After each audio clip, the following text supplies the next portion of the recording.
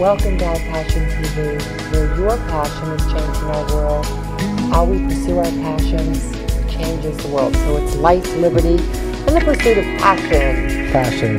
And with me today is Andrew Harvey, who is brilliantly educated at Oxford. He's authored 30 books, and we're discussing his newest book, which will be released in September, called The Hope. A Guide to Sacred Activism. And we have covered the first 4 laws of sacred activism. We have the next 3 laws, and I also want to hear about the institute that you're creating. Thank you so much for having me on. My pleasure. Law 5, I think, is about protection. One of the things I deeply believe is that if my vision of sacred activism is right, a person who combines mystical passion and force and peace with a commitment to radical action in the world is actually the most dangerous person to the elites and hierarchies that are now trying to control the world. And if you do this work of fusing these two, you will put yourself in danger, not just from the external authorities, but from the inner occult powers that are also trying to keep this experiment destructive. So it's very important to really know how to protect yourself. And there are fundamentally, I think, 3 kinds of protection that you need. The first is that you really need the protection of humility, because the humbler you are, the more you pay attention to what reality is trying to teach you, so the more you can protect yourself. You need discrimination. I think many of us assume that just having goodwill is going to be enough. It's not going to be enough. You have to be canny and shrewd as well. Jesus said you had to marry the wisdom of the serpent with the innocence of the dove.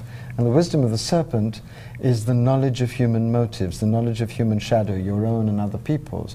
And you have to learn how to be very discriminating if you're going to do real good in the real world. But the third kind of protection I think you need is the protection that the mystical systems talk about. And there are 3 kinds of protection that I really love. The first was taught to me by a great exorcist. This exorcist worked for the Catholic Church, and he was an old, sweet man. And he said the most powerful thing against the dark is actually surrounding yourself with pink light, because pink light is the light of the eternal rose of the sacred feminine. It's the mother's light. So if you imagine pink light around yourself, you imagine yourself in a cocoon of pink light, there's a tremendous power of protection that I've used it endlessly. The second great power comes from, I think, saying the name of God, however you experience it, in the heart, and imagine it exploding in your heart and surrounding your entire body with light. It's very important to keep this up in the real world, because if you're trying to act in ways that are going to transform the situation, you're also meeting all of the forces that don't want the situation transformed, that want humanity to fail, that want this experiment to be destroyed. They are here. They're not fantasies. At a certain level in the path you meet them. I've met them, and many millions of other people have met them. And the last kind of protection practice that I've suggested is, I'm a great fan of the I Ching. I have studied it for many years, and I found that if you have a reverent attitude to the I Ching, you can ask this amazing ancient Chinese oracle for real guidance in the immediate situation you're in, and you can receive extraordinary guidance which can act as a form of protection. So this is what I've written at some length in the book, because activists don't know very often the whole spiritual realm of protection, and many mystics are in a kind of bliss bunnyhood that doesn't accept that part of the divine nature is also these dark forces. I believe there is one divine, but that both the light and the dark is within this one divine, and that if you don't recognize these dark forces, you're going to be their victim, and you've got to start learning about them and to protect yourself from them. So I've been quite strong about that in my book. I like that.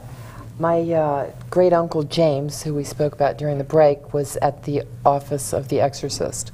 It's very important to realize that these forces are not fantasy. Oh, no. They are real. No, they're not. They are real. Yeah, and I use a lot... Black magic is real. There are people using black magic. There are Satanists who use black magic. After all, if you can use the power of the soul to heal, you can also use the power that you gain in certain ways to destroy. We have to stop being naive about this.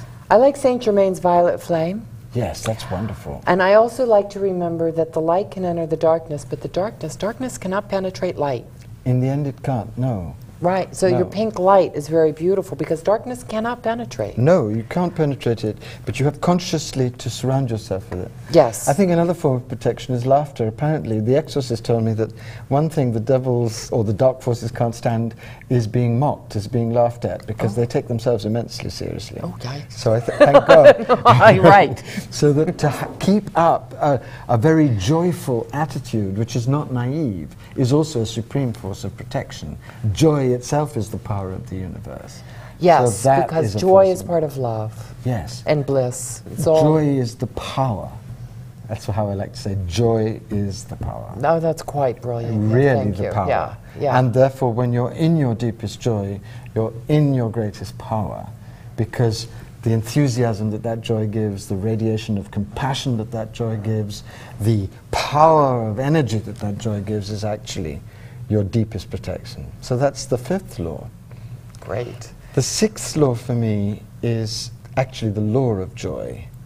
And one of the things that I really feel very strongly is that, and this is really what the mystics can give to the activists, they can put their arms around the activists and say, you are never going to change this world through guilt. You're never going to change this world through making people feel disgusting and absurd. You're never going to change this world through anger.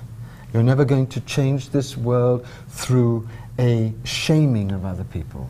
The only way people are ever going to change is by seeing that the position that you take gives you tremendous joy, and doing what you're doing out of a profound love and a profound joy. And that is what people really are hungry for. Everyone wants to be happy, and everyone wants to be in love with the world, and everybody at some deep level wants to know the depth of true joy. So the sacred activist is someone who chooses to do this radical act of fusing mysticism with action from a state of joy. And there are many kinds of joy, and I think we need to turn to them consciously in the core of our lives, especially in this very dangerous time. The joy of inspiration. I love to be inspired by great music, by mystical poetry, by the great mystical revelations of the world, and everybody can find those and go to those and be inspired by those. I think it's very important to, in a time when nature is threatened, to go out into nature and feel the glory and the power of nature, and have that strength come and pour into you. I think friendship, the joy of friendship, is so essential at a time like this, just to be so grateful for your friends and to feel empowered by their love. I think the joy of sacred sexuality is extremely important. I think one of the most beautiful things about our time is that the body is being honored as a sacred vessel of the divine, and that when you practice sacred sexuality, when you really are making love to someone else as an emblem of the divine, as representation of the divine, then you experience the bliss of the divine in lovemaking. This is an ancient knowledge, and what it gives you is a tremendous force of joy in the core of your life, and a tremendous energy. And then I think the greatest joy of all, and this is something that I really came to at the end of my book, it was like the reward for all the sweat, blood and tears that had gone into the book,